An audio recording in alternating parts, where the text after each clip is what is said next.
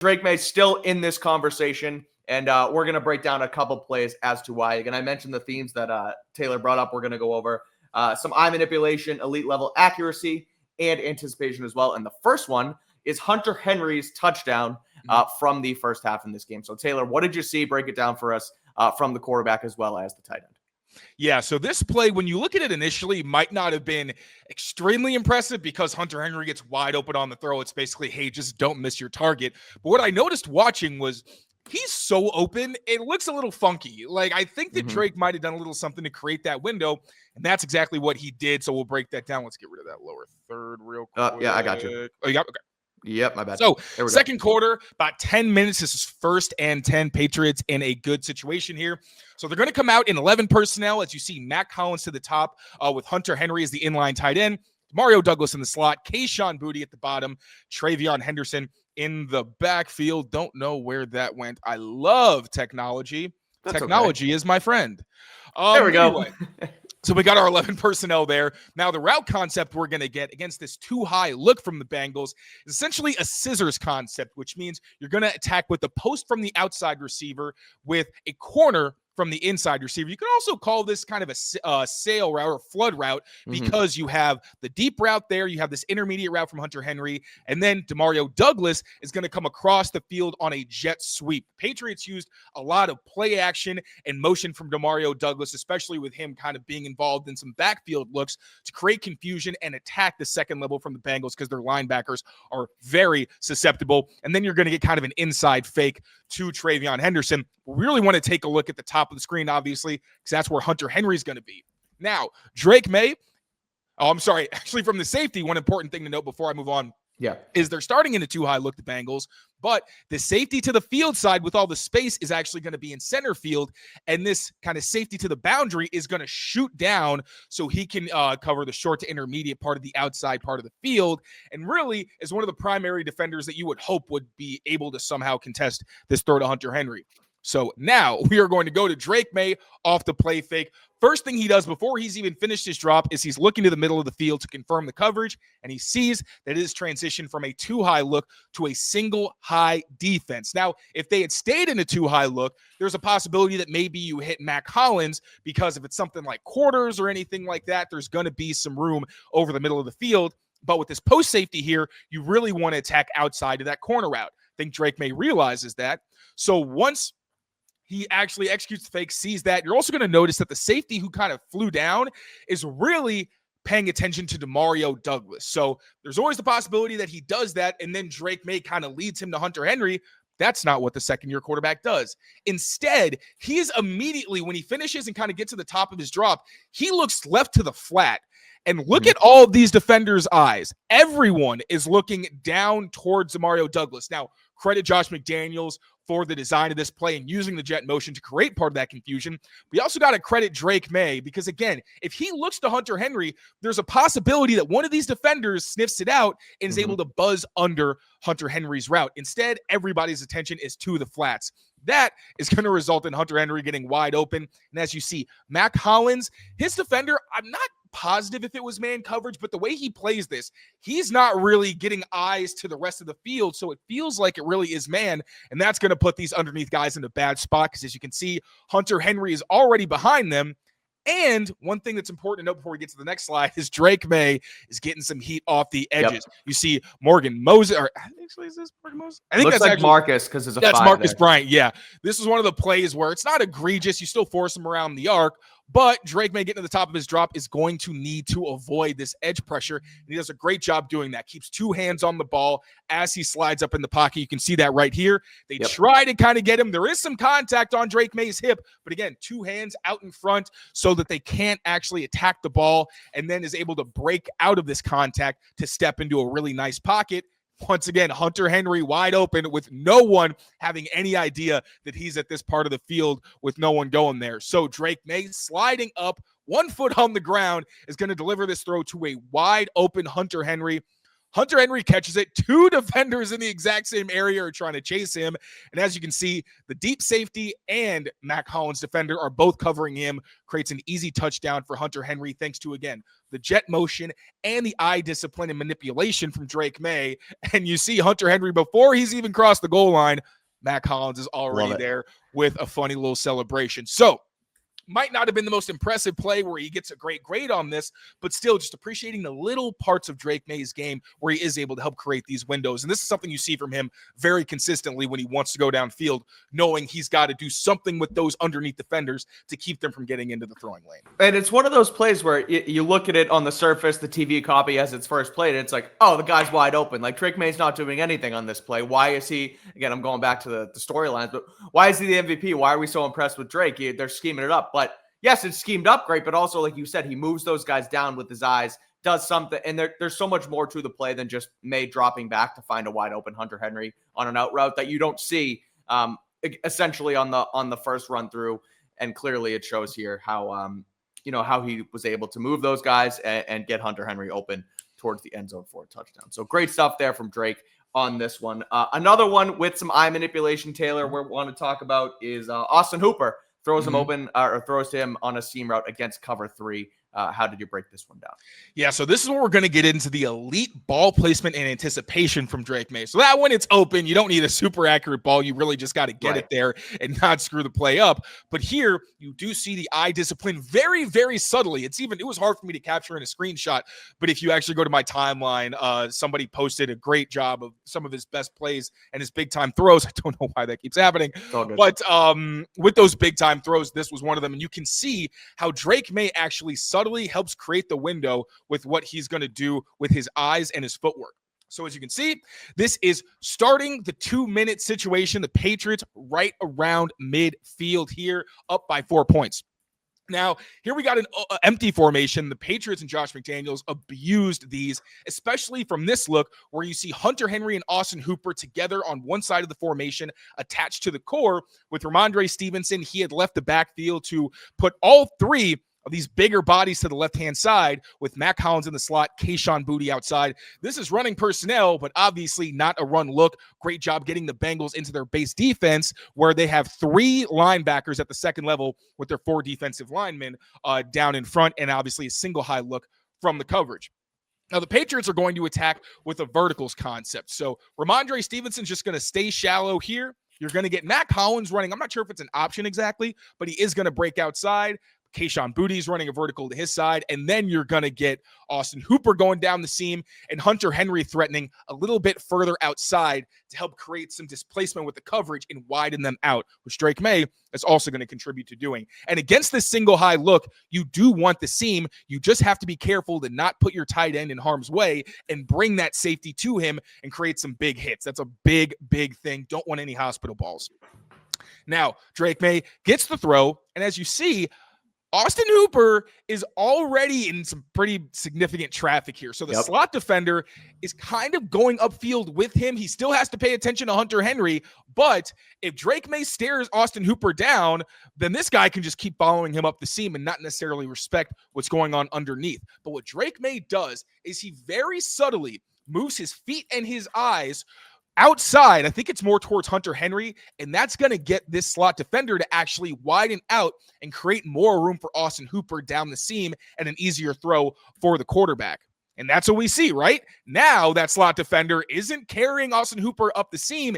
He's now triggering towards Hunter Henry, who's already running into some coverage there. So Drake Maye, really nice pocket here, is ready to throw this. Not only is it a tight window because of where Austin Hooper currently is, he's about to run into a void where you have this outside corner in a deep coverage and this post safety both trying to collide and break up the throw. If Drake Maye decides to throw this inside, there's a chance that Austin Hooper gets his head taken off. And if he throws it too far outside, potential that this outside cornerback can make a play on it. But you're going to get perfect ball placement from Drake Maye. I'm going to show the end zone angle for a better view. But even from here, you can see He puts it away from the safety, not so far out that the outside corner can make a play on it, and you've got an explosive play that puts you on the other side of the field during the 2-minute situation immediately. Now let's look at the end zone angle for a better appreciation of this throw, because he also gets it over this linebacker, and you don't realize how close it is unless you're able to see this angle. So once again, beautiful, beautiful pocket here from the Patriots, especially the interior with Ben Brown in there. Look how close. Yeah, that's crazy. I didn't see this angle at first. That's awesome. Literally a fingernail away from just popping this up. Maybe it's an incompletion. Maybe it goes straight up and it's a turnover opportunity. I don't know.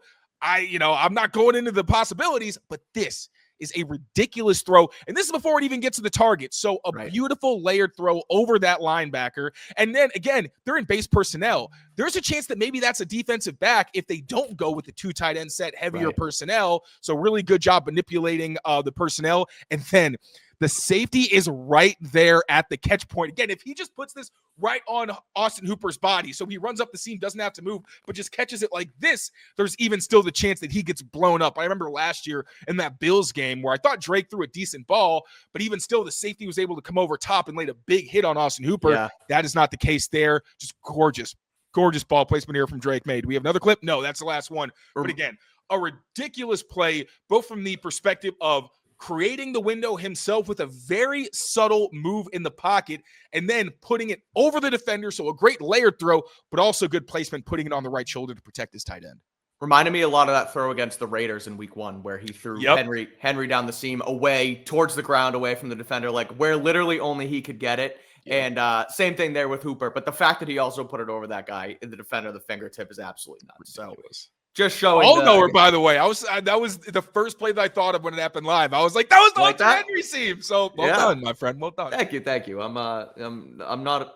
What's the saying? I'm ball more knower? than I'm cracked up to be. Yeah, I am. I don't know. I'm so bad with phrases. That's okay. You know me. Yeah, but I got my ball knower is slowly coming out of me during these film breakdowns. But as you know, this episode and every episode of Patriots Daily is brought to you by PrizePicks. It is officially the holiday season, the best time of year for sports. We have bowl games, basketball, playoff pushes, and it's all happening all at once. And while you and I are out here making decisions every single day, what gifts to buy, what to eat, which games to watch, there is one place where it feels good to be right, and that is on PrizePicks. They now have a new feature alert. Hear me out. A new feature alert on PrizePicks called Early Payouts. So if your lineup gets off to a hot start, and you may, if your lineup gets off to a hot start, you may have the option to cash out those winnings before the game even finishes.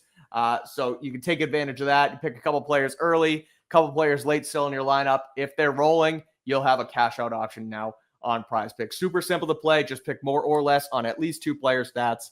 And if you get your picks right, you could cash in. So do not wait. Sign up today. Download the PrizePicks app. Use code CLNS and you will get $50 in lineups after you play your first $5 lineup. Again, that is code CLNS. You get $50 in lineups after you play your first $5 lineup. PrizePicks, it's good to be right.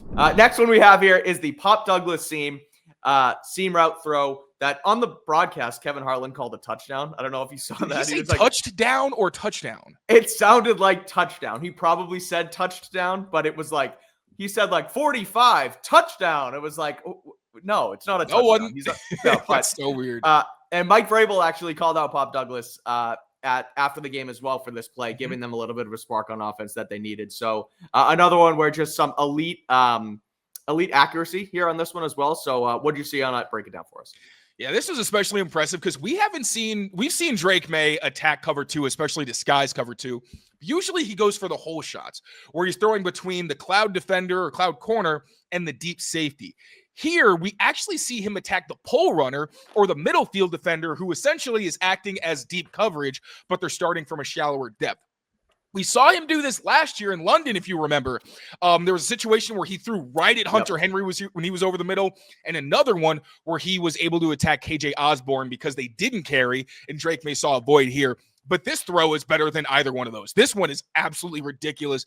I think I've said it on other shows. It was basically a handoff on a deep throw. And on 3rd and 11, on your own 9-yard line, this shows how fearless the Patriots are. You're actually going to notice that when Drake Maye lets this go, he's standing in his own end zone and immediately gets the Patriots Ridiculous. to midfield. So let's dive into it because this play gave me goosebumps. All right.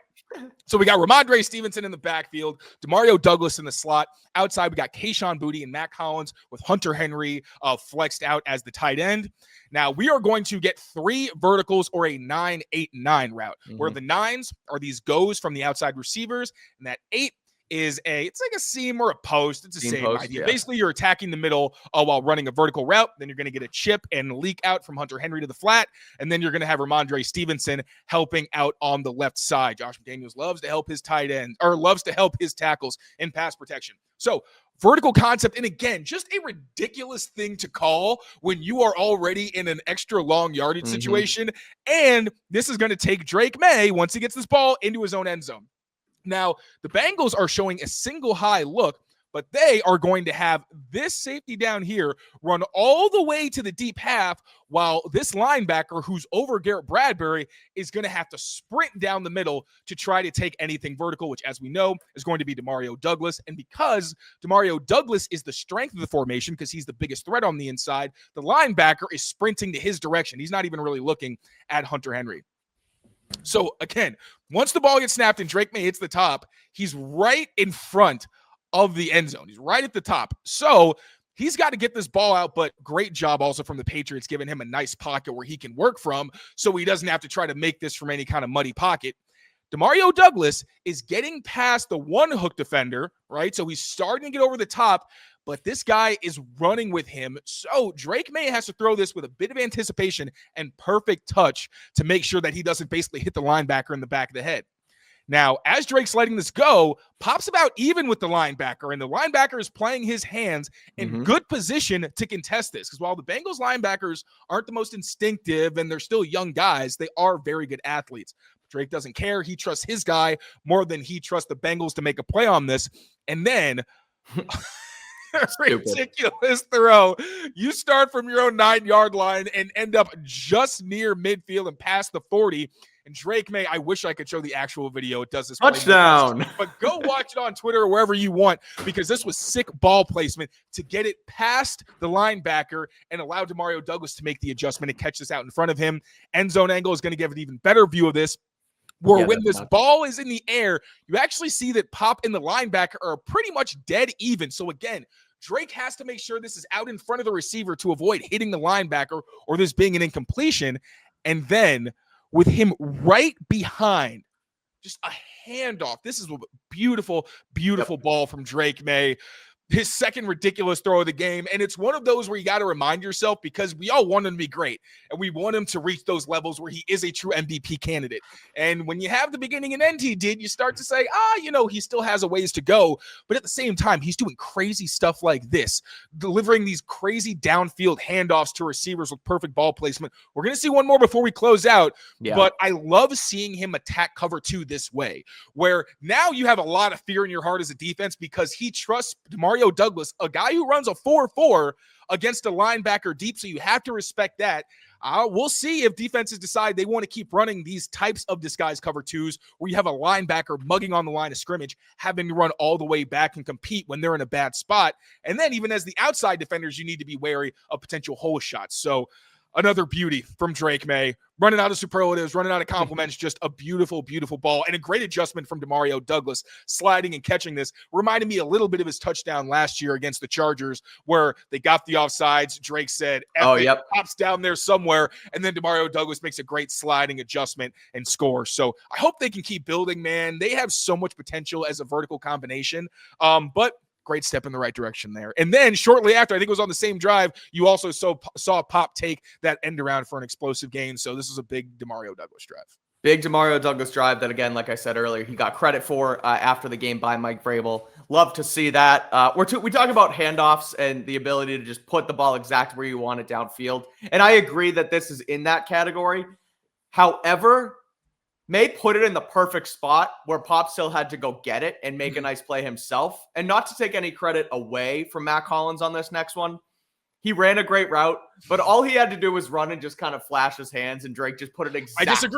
I disagree. And we'll break down why. Perfect. I like that. I want to hear that, because the handoff thing that we keep talking about, I feel like this one was just like insanely perfect throw by Drake Maye. And not taking anything away from Mack, it's still a great throw. But I'm glad you actually you pushed back there, because I want you to hear your side of it and break it down, because this was, again, more elite ball placement from Drake. It is the go route down the right sideline to Mack Hollins. So what did you see on this play, Taylor? So honestly, this play kind of brought me back to the Saints matchup where Drake threw deep to Mack Hollins and there was too much physicality and he wasn't quite able to fend it off and make the catch. This time, Mack Hollins does a phenomenal job fighting through not just contact, but pass interference to actually stack his defender and make a play on this ball with not one hand, but two, but also, as you said, a ridiculous throw from Drake Maye. So let's get into it. 2nd and 6. Late in the third quarter, Patriots need to try to extend their lead. So we got Kayshon Boutte at the top next to Hunter Henry, who was off the line of scrimmage. Trevion Henderson in the backfield. Austin Hooper also attached to the formation, both tight ends off the ball. And then you got Mack Hollins on the line of scrimmage. Now, this is actually the same type of play that we broke down with Stephon Diggs in Tennessee, where the play is designed to be a quick out against off coverage, and it's really a pick your poison play. It's like, do you want to give up 6 yards or 7 yards and basically not even touch the receiver? Sometimes you can, but most defenses are going to give those up. Or do you want to be physical and say, we're not giving you anything easy and challenge? If you do, the Patriots aren't going to run an out against you. They're going to go vertical, because running an out against like this kind of coverage usually isn't a great idea. It's an out-breaking throw. If that guy's right on top of it, it's easier for them to make a play on it. But if you're just going vertical, you're giving your guy a chance to capitalize on a shot opportunity. That's what's going to happen here. Just focusing on one route. It is Mack Hollins. So the way that it's actually going to be run is this fade route against press, but he's only converting it because if it were off coverage, once again, you would throw this out route instead. So Drake Maye sees the matchup, gets the snap, and he sees they stayed in single high coverage. I'm going with my one-on-one opportunity. We also saw Kayshon Boutte running a vertical as well. But really cool to see him go to Mack Hollins, because we always think of Kayshon being that deep ball guy. But nope, Drake is also continuing to build rapport with Mack Hollins. So confirms the coverage at single high. He's going to target Mack Hollins. He's not quite even, but he's getting there. And again, this shows the amount of trust that Drake Maye has, because he's not even at the same level. Mack Hollins still has some ground to make up, but you're going to see from the physicality, it's understandable why Drake thought that his receiver was the one who was going to win this matchup. So at this point, with the ball in the air, ball is right around there. Mack Hollins kind of locked up. This isn't just even. This is like, all right, this dude is in your body, but doesn't let that affect him and say, oh, like, ref, where's the flag? I'm getting interfered with. No, he's going to keep fighting through this.